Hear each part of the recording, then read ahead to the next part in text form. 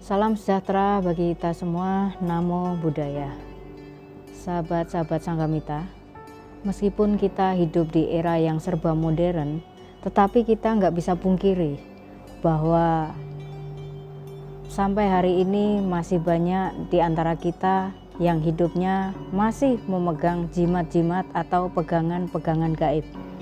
Apakah itu berupa keris, mungkin berupa batu-batu cincin, atau mungkin berupa itu jimat-jimat dari kertas atau atau mungkin pegangan-pegangan lain yang sifatnya adalah untuk memperlancar kehidupannya, juga rezekinya.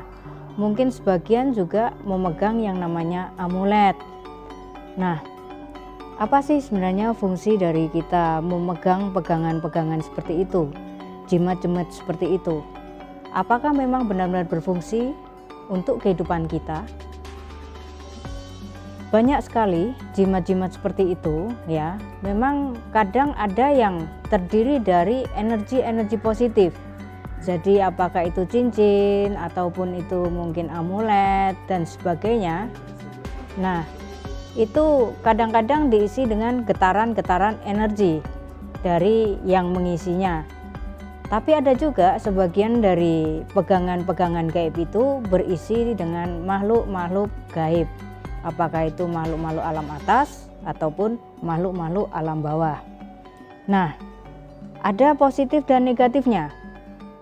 Ketika Anda menemukan jimat-jimat yang memang bagus dan memang memiliki energi positif atau barangkali diisi oleh makhluk-makhluk yang positif dari alam-alam atas, tentu ini akan menambah kebaikan, kelancaran, dan kepositifan dalam hidup kita. Tapi ini pun harus ada jodoh karmanya. Jadi tidak serta-merta segala sesuatu itu meskipun kita sudah pegang jimat dan sebagainya kemudian menjadi lancar. Bahkan ada beberapa orang yang secara tidak sengaja ketika dia sebenarnya tidak membeli atau mencari pegangan-pegangan gaib, dia menemukan batu cincin yang memang ternyata ada isinya, yang ternyata berbahaya bagi hidupnya.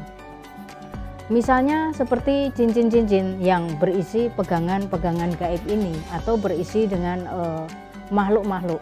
Ada sebuah cerita, ini umat dia membeli sebuah cincin dengan batu yang bagus dari sebuah toko emas, toko perhiasan yang memang tokonya itu mewah dan di mall. Ketika membeli itu niatnya bukan untuk membeli jimat, tetapi karena memang batu ini adalah batu yang memang mahal.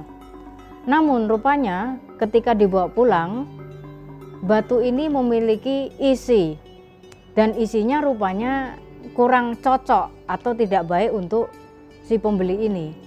Jadi menurut cerita, setiap kali dia memakai cincin ini, kemudian setelah dipakai dalam jangka 2 minggu, maka orang tersebut justru malah mengalami kerugian. Kerugian yaitu omsetnya sama sekali hilang.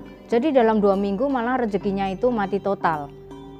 Tetapi ketika sedang tidak digunakan, dia menjadi normal kembali. Nah, sampai akhirnya setelah berkali-kali diuji coba dan memang setiap kali habis dipakai itu rezekinya mendadak hilang dalam 2 minggu, kemudian setelah tidak dipakai kembali normal, akhirnya orang tersebut bertemu dengan saya dan berkonsultasi dengan saya mengenai cincinnya yang aneh itu. Jadi saya hanya menyarankan waktu itu lakukanlah pelimpahan jasa saja supaya makhluk yang berada di dalam cincin ini menjadi lebih tenang, damai, dan istilahnya bisa lebih kondusif. Maka setelah dilakukan pelimpahan jasa, akhirnya cincin ini menjadi lebih netral. Ketika digunakan, dia tidak lagi mempengaruhi hoki dan sebagainya, tidak lagi membuat omsetnya jatuh. Nah, Bapak Ibu, saudara-saudari, sahabat Sanggamita, ketika kita menemukan jimat-jimat seperti ini, kalau kita menemukan jimat yang bagus, yang memang kebetulan itu cocok untuk kita, tentu itu adalah hal yang bagus. Tetapi ketika kita menemukan yang seperti tadi yang ternyata tidak cocok untuk kita, tentu ini juga akan berbahaya. Namun harus diingat bahwa segala sesuatu itu baru bisa menolong kita kalau kita ada dukungan karma baik. Baik jimat, apakah itu dewa, apakah itu hantu, atau apapun yang kita pegang untuk membantu kita melancarkan usaha kita, menambah rezeki kita, itu tidak akan berfungsi ketika kita sendiri tidak punya dukungan karma baik.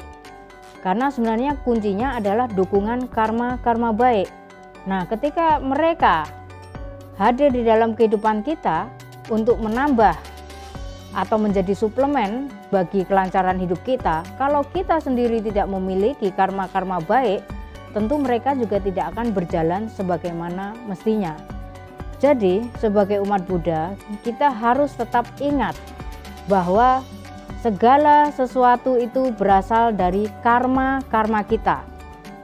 Maka kalau kita banyak memupuk karma baik melalui pikiran, ucapan, dan perbuatan, semestinya kita bisa hidup pede tanpa pegangan gaib. Karena segala sesuatu itu berasal dari karma kita. Baiklah, semoga apa yang saya sampaikan ini dapat bermanfaat dan menambah wawasan bagi Anda semua. Semoga semua makhluk bebas dari penderitaan dan hidup berbahagia.